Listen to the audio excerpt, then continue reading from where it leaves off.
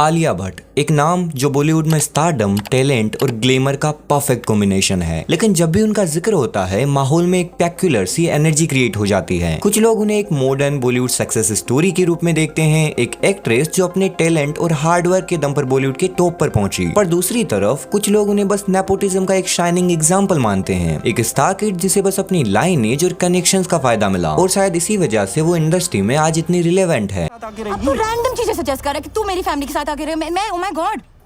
शुरुआत से ही आलिया भट्ट के साथ नेपो किड, डम्ब एक्ट्रेस और ओवररेटेड जैसे टेक्स लगते आए हैं। इंटरनेट पर अपने हर नए प्रोजेक्ट के साथ उनको बहुत ही हेट मिली, जो हर बार बस मीम्स, ट्रोलिंग और हर्ष कमेंट्स का शिकार बनी। पर सवाल ये उठता है कि कपूर खानदान की बहू, करण जौहर की लाडली और मॉडर्न बॉलीवुड की one of the finest actress होने के बावजूद भी आलिया को इतना हेट क्यों मिलता है? आखिर इस हेट के पीछे की असली वजह क्या है? एंड सबसे बड़ा सवाल कि क्या ये सब जस्टिफाइड है या बस एक ओवर रिएक्शन है जो सोशल मीडिया के इकोसिस्टम ने इम्प्लीफाई किया है? तो इन सभी सवालों के जवाब तुम्हें मिलेंगे आज के इस वीडियो में, इसलिए वीडियो को बिल्कुल एंड तक देखना, कुछ मैं नहीं चाहता कि तुम आलिया के इस करियर एनालिसिस की एक भी डिटेल मिस करो। So let's go.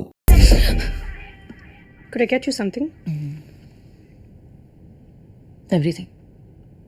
19 अक्टूबर 2012 ये वो दिन था जब आलिया भट्ट की debut film student of the year release हुई। करण जौहर की ये फिल्म एक हाईली ग्लैमरस लॉन्च थी जो बॉलीवुड में एक नई जनरेशन इंट्रोड्यूस कर रही थी। इस फिल्म के जरिए दो बड़े स्टार किड्स वरुण धवन और आलिया भट्ट इंडस्ट्री में ऑफिशियली लॉन्च किए गए। उस वक्त आलिया सिर्फ 19 साल की थी, एक बबली एनर्जेटिक न्यू कमर जो एक एलाइट फैमिली से बिलोंग करती थी। महेश भट्ट जैसे मशहूर डायरेक्टर की बेटी और सोनी राजदान की छोटी लाडली होने की वजह से उन्हें बॉलीवुड में शुरुआत से ही एक एज मिला। एंड ये बात तो शायद आलिया खुद भी डिनाई नहीं करेगी, लेकिन उनकी डेब्यू फिल्म के साथ ही ऑडियंस के अंदर एक साइलेंट डिस्कनेक्ट शुरू हो गया था, क्योंकि बॉलीवुड एक ऐसी दुनिया जहां कंगना रनौत, आयुष्मान खुराना, राजकुमार राव और नवाजुद्दीन सिद्दीकी जैसे आउटसाइडर्स अपने दम पर अपना नाम बनाते हैं, वहीं आलिया भट्ट एक स्टार किड जिसे एक प्लेटर पर बना बनाया नाम और प्लेटफॉर्म मिला, और इसी वजह से आलिया की सक्सेस लोगों को हजम नहीं हुई। नेपोटिज्म का ये नेरेटिव उनका सबसे बड़ा कंट्रोवर्सी टेक बन गया, एक ऐसा काला धब्बा जिससे पूरी तरह से छुटकारा पाना शायद उनके लिए कभी पॉसिबल नहीं होगा। आलिया की पहली movie student of the year भले ही बॉक्स ऑफिस पर थोड़ी एवरेज रही हो, बट नॉट गोना लाई शुरुआत से ही उनकी एक्टिंग टैलेंट्स के साइन दिख रहे थे। बट साल 2014 ने आलिया भट्ट के करियर को एक बिल्कुल नई डायरेक्शन दी। जब उनकी फिल्म हाईवे रिलीज हुई तब ऑडियंस और क्रिटिक्स को एक बिल्कुल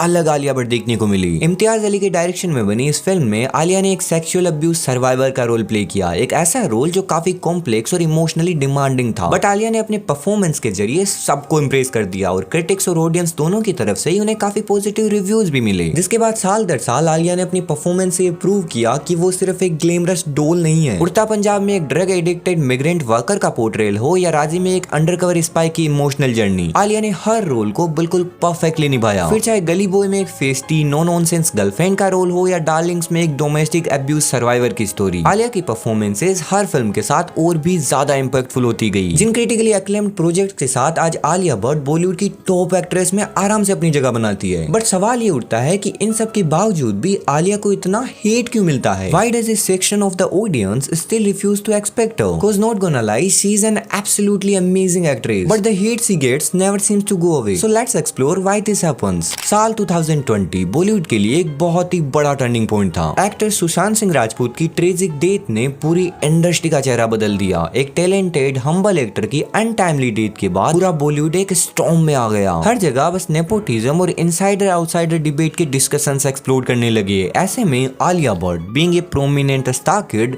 इस कंट्रोवर्सी के एपिसेंटर में आ गई। उनकी एक पुरानी इंटरव्यू क्लिप वायरल होने लगी जहां उन्होंने एक बार कॉफी विद करण में इनडायरेक्टली सुशांत का मजाक उड़ाया था। Who would you kill, marry or hook up with? Ranbir Kapoor, Ranveer Singh, Sushant Singh Rajput.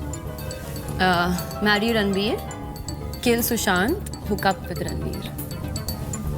Okay then. Sorry Sushant. And तुम तो जानते हो लोगों ने उसे बहुत ही ज्यादा सीरियस ले लिया, जिसके बाद हर जगह बस बॉयकॉट बॉलीवुड और बॉयकॉट आलिया भट्ट जैसे हैशटैग्स ट्रेंड करने लगे। ये एक फेज था जब लोग अंदर से इमोशनली चार्ज थे एंड उन्होंने अपना गुस्सा उन एक्टर्स पर निकाला जो उन्हें नेपोटिज्म के पोस्टर चाइल्ड लगते थे, जिस लिस्ट में आलिया का नाम तो सबसे ऊपर आता है। एंड इसी वजह से उस टाइम आलिया भट्ट सबसे ज्यादा ट्रोल हुई। यू नो सोशल मीडिया का ये जमाना ट्रोल्स का है, हर चीज पर मीम्स बनते हैं। आलिया की जीके क्विज वाली कंट्रोवर्सी इसका एक परफेक्ट एग्जांपल है। जब उन्होंने एक एक सिंपल क्वेश्चन का गलत जवाब दिया तो लोगों ने उन्हें एक डम्ब स्टार के डिक्लेयर कर दिया। अब अगर देखा जाए तो ये बस एक छोटी सी बात थी, लेट्स बी रियल यार, सबको नहीं याद रहता, लेकिन ट्रोलिंग ने तो इसे एक ग्लोबल नैरेटिव बना दिया। लोगों ने आलिया की इंटेलिजेंस को लेकर अजम्पशंस बनाना शुरू कर दिए, जिसके बाद सोशल मीडिया पर आलिया की हर छोटी बड़ी बात बस एक मोकरी बन गई। चाहे कोई इंटरव्यू हो, कोई कमेंट हो या बस उनका एक कैजुअल मूवमेंट, ट्रोल्स हमेशा उन्हें टारगेट करने के लिए रेडी रहते हैं। आलिया भट्ट के करियर में करण जौहर का कितना योगदान है वो तो हम सब जानते ही हैं। करण उन्हें बॉलीवुड की डार्लिंग के तौर पर प्रमोट करते हैं और उनकी मूवीज में उनके लिए टाइलर मेड रोल्स भी लिखते हैं, जो चीज ऑडियंस के एक सेगमेंट को बिल्कुल पसंद नहीं आती। एज यू नो, करण ने आलिया को student of the year, dear Zindagi और कलंक जैसे कई बड़े प्रोजेक्ट्स दिए, जो दिखाता है कि करण जौहर सिर्फ अपने सर्कल के लोगों को ही अपॉर्चुनिटीज देते हैं, जिससे ऑडियंस के बीच एक अनफेयर सिस्टम की फीलिंग बन जाती है। लोगों को लगता है कि टैलेंटेड आउटसाइडर्स के लिए जगह कम होती है क्योंकि इंडस्ट्री के इनसाइडर्स आपस में ही रोल्स डिस्ट्रीब्यूट कर लेते हैं। इसके अलावा इस हेट का एक बड़ा रीजन है सोशल मीडिया का कैंसल कल्चर। आज के टाइम सोशल मीडिया पर ट्रोलिंग तो एक कॉमन फेनोमेनन बन गया है। ऐसे में Alia Bhatt being a young, successful and privileged woman एक बहुत ही ज्यादा सॉफ्ट टारगेट बन जाती है। उनकी एक छोटी सी भी गलती नोटिस हो जाती है। एंड यही तो सोशल मीडिया का सबसे बड़ा पैराडॉक्स है, जो चीज आपको स्टारडम देती है वही चीज आपको पुल डाउन भी कर सकती है। इस कैंसल कल्चर का इंपैक्ट ये होता है कि अगर एक बार आपको लेकर लोगों का एक नेगेटिव नैरेटिव बन गया, फिर उसे तोड़ना बहुत ही ज्यादा मुश्किल है। एंड आलिया की केस में भी यही नैरेटिव है। वो एक प्रिविलेज स्टार किड है, जिसकी वजह से लोग अक्सर उनके अचीवमेंट्स को अंडरमाइन करते हैं। बट जो लोग उन्हें क्रिटिसाइज करते हैं उनका भी एक वैलिड आर्ग्यूमेंट है। उनका कहना है कि बॉलीवुड को और भी ज्यादा इंक्लूसिव होना चाहिए, जो कि आई थिंक होना चाहिए। बट ऐसे में किसी के पर्सनल अचीवमेंट्स को बिल्कुल डिसमिस कर देना ये भी तो गलत बात है। आई थिंक आलिया भट्ट एक परफेक्ट एग्जांपल है कि किसी के लिए भी एक प्रिविलेज और टैलेंट, इन दोनों के बीच एक बैलेंस बनाकर रखना कितना जरूरी होता है। Because as a star kid तुम इंडस्ट्री में आसानी से आ तो जाओगे, तुम्हें प्रिविलेज भी मिलेगा, बट सर्वाइवल और सक्सेस ये तो तुम्हारे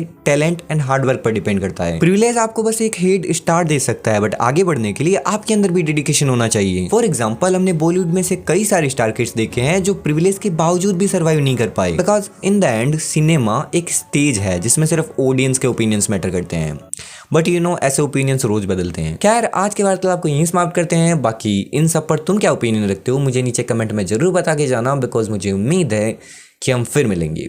बाय बाय।